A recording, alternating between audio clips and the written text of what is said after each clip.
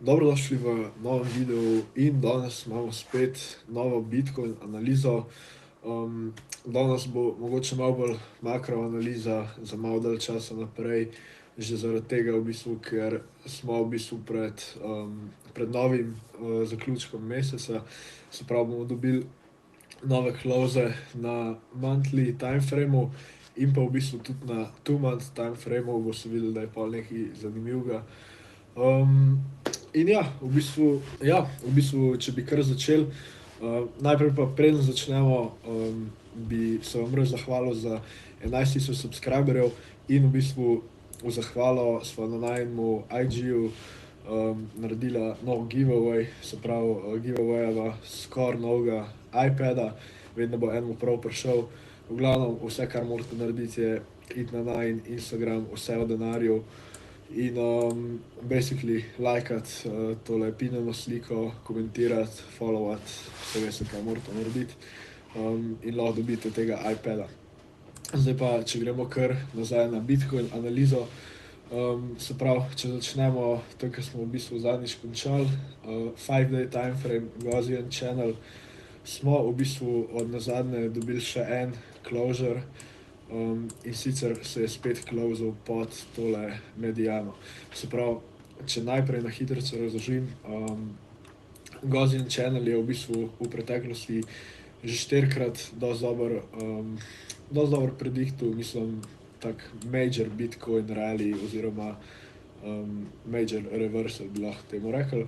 Se pravi, vedno, ko je ta kanal rdeč in pride pol Bitcoin v njega, v bistvu vidimo premik vsaj do te sredinske črte in ponovadi v bistvu še naprej.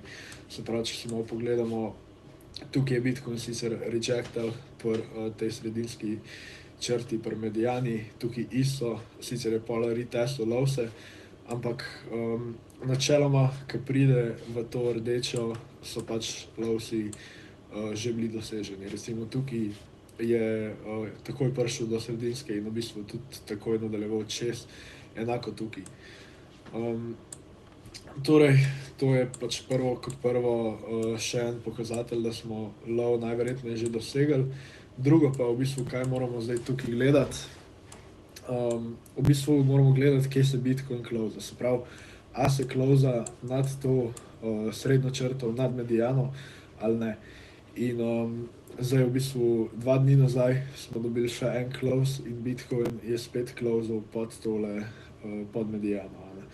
Se pravi, Bitcoin je bil še enkrat rejectan na tej srednji črti in tukaj v bistvu, kaj gledam, vedno, mislim, dokler je Bitcoin pod to srednjo črto, je basically pač pressure za Bitcoin na spodnjo stran. Se pravi, če bomo videli v bistvu full on rejection od te erije, lahko vidimo basically, pač lahko vidimo pullback do te spodnje črte in v tem primeru se mi to ne zdi več toliko preveč bullish za Bitcoin.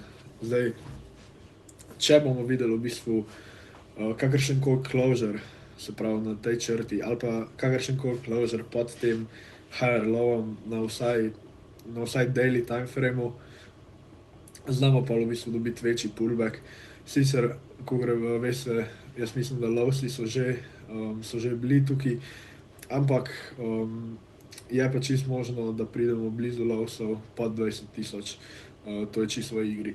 No, ampak kakor sem rekel, jaz sem pač bullish, dokler Bitcoin closa nad tem higher lowom in v primeru pa v bistvu, da se 5-day timeframe closa nad tole mediano, pa lahko bolj pričakujemo nadaljevanje tega premika na gor za Bitcoin. Jaz bi rekel vsaj do zgornje črte na 27-28 000, se mi zdi, da je to čisto možno, da vidimo v marcu, če se Bitcoin, če se closa 5-day timeframe. Lahko si tukaj pogledamo še weekly, sicer weekly je pač malo slabši, mislim, niso glih toliko dobri rezultati bili v preteklosti, kakor na 5-day timeframeu, no, ampak weekly pa v bistvu vidimo, da ga rejecta na tej spodnji črti, no. Se pravi, če hočemo biti malo bearish, je to v bistvu ta area, iz kje lahko pričakujemo pullback. Ampak če pa Bitcoin closa noter v tem channelu, se pravi na weekly time frameu, pa lahko pričakujemo najverjetneje move nekje okoli te sredinske črte, se pravi 29 000 je tukaj, jaz bi rekel tam 28 000 je čist možno. Nekje v marcu, če prvo kot prvo 5-day time frame closa na to črto, pa weekly v bistvu. Če si pogledamo, pač tudi dosti podobne cifre so, ne, se pravi, spodnja črta tukaj je 23 600, a ne. Medtem ko na 5-day time frameu je pa ta sredinska črta 23 800, se pravi, dosti blizu. No, ampak meni se v bistvu zdi, da če bomo dobili pullback na Bitcoinu, ga bomo probably dobili zdaj kmalu, v naslednjem tednu, mogoče dveh. Če si pogledamo Dixie chart, v bistvu že, ne vem koliko, 3 tedne, en mesec nazaj, ja, basically en mesec nazaj smo pričakovali, da se bo Dixie odbil od tega 101 levela, od tega supporta tukaj. No, to se je tudi zgodilo. Za tiste, ki ne veste, Dixie je v bistvu dolar indeks, se pravi dolar proti neki skupini ostalih valut, mislim, da je večinoma proti evru. No, in v bistvu Dixie je glih obratno koreliran z Bitcoinom, se pravi, ko gre Dixie gor, ponavadi vidimo, da gre Bitcoin dol. No, za Dixie v bistvu imam tukaj dva targeta, se pravi Alta 105, 105 support level, ki smo ga videli tulele. Ali pa v bistvu, se pravi, se mi zdi, da največ, da gre na okoli 108. Vse, kar vidimo, da se Dixie closa pod tem 108 levelom, je basically samo failed rally. Zdi se mi, da pač to je bil long term top, mislim tak nek major top za Dixie, kar je valjda bullish za Bitcoin, ne. Če si pogledamo, tudi nekje tam je bil približno kakor je bil Bitcoin, no. Tako da ja, v bistvu za Dixie probably vidimo zdaj še ta upside move, kakor sem rekel, kakšen teden, 2 tedna, kar zna pač biti malo downside pressure na Bitcoin, čeprav nista čisto točno korelirana, no, mislim obratno, ampak ja. Okej, če si pogledamo zdaj en nov indikator na tem kanalu, tole je MVRV indikator, in v bistvu, kar je pač market cap proti realized cap. No, ampak basically, kar morate vi vedeti, je, da pač vedno, ko je Bitcoin, se pravi, bil v tem spodnjem zelenem rangeu, no, pol ko je prišel iz tega rangea, no, vedno, ko je pol prišel iz tega rangea, se pravi tukaj, no, vedno je to v bistvu pol pomenilo neki začetek malo večjega rallyja za Bitcoin. Oziroma vedno, če tako rečem, vedno je bil na tej točki low že za nami. Nikoli ni pol Bitcoin tradal pač pod tistim lowom. No, in v bistvu prejšnji teden smo videli, da je ta indikator pač prečkal to zeleno črto, se pravi tulele. In ja, pač to je v bistvu zame še en indikator, ke nam pokaže, da je pač Bitcoin low probably, da smo ga že videli, no. In tudi če v bistvu dobimo ta downside move, ke smo prej govorili, bo res najverjetneje vsaj pač nad tem, nad lowom, ke smo ga videli. Okej, glede na to, da v bistvu dobimo zdaj spet v sredo nov monthly closure, bo spet relevanten tale indikator accumulation distribution, ke sem že zelo velikokrat govoril o njem na kanalu. Se pravi, vedno, ko se spremeni smer tega indikatorja, torej iz dol na gor, smo pač videli nek major low, oziroma v tem primeru macro low pri Bitcoinu. No, in zdaj bomo spet marca imeli priložnost, da se ta indikator obrne, kakor vidite, da je tukaj že dosti flat, no. In ja, v bistvu ta indikator bo še pač pika na i zame, da če se obrne, da smo že videli macro low. V bistvu, če gremo pogledat na CME-ju, je ta indikator že obrnjen. No, ampak kar je pa še zanimivo v bistvu pri tem indikatorju, vedno, ko se je indikator spremenil iz zelene v rdečo barvo, se pravi, to bo tukaj v tem primeru, pa se pravi vedno v preteklosti, a ne, tukaj pa tlele. No, vedno je pol do lowsov v bistvu bilo še v povprečju 61%.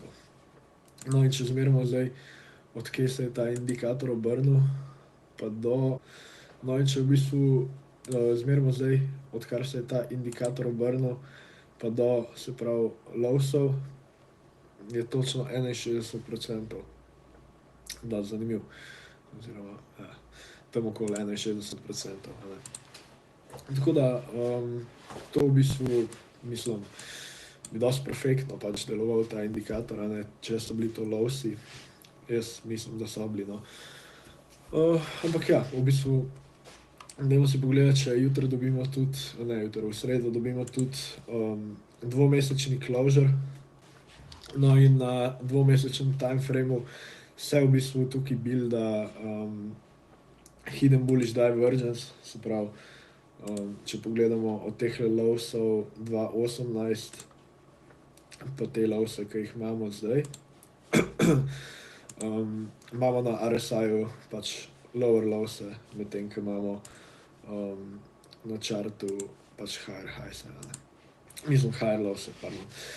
In ja, v bistvu čakamo jutri še, mislim, na potrditev, da se closea pač, da se closea tale svečka, a ne. Če closamo v bistvu nad tem, kaj je to, nad 21,500, nad 22, je to v bistvu bil, mislim, je to bil low in pač velja ta hidden bullish divergence. Enak je v bistvu tudi na temule, na one month chartu, če si pogledamo, imamo isto hidden bullish divergence. Od tehle 2020 lowsov, to sem govoril tudi že v drugih videih, no, si pogledajte malo za nazaj, ampak v glavnem Bitcoin je v preteklosti že velikokrat dosegel low na tak način, tule recimo v 2019 in v 2015 v bistvu je bil isto. Pač smo isto videli hidden bullish divergence na RSI-ju in je Bitcoin tako bottomal. No, no ja, v bistvu analizo bi pa rad končal še z temle silver crossom, ker se mi zdi to dosti tak valid move. V preteklosti je pač nam pokazal dosti dobre rezultate.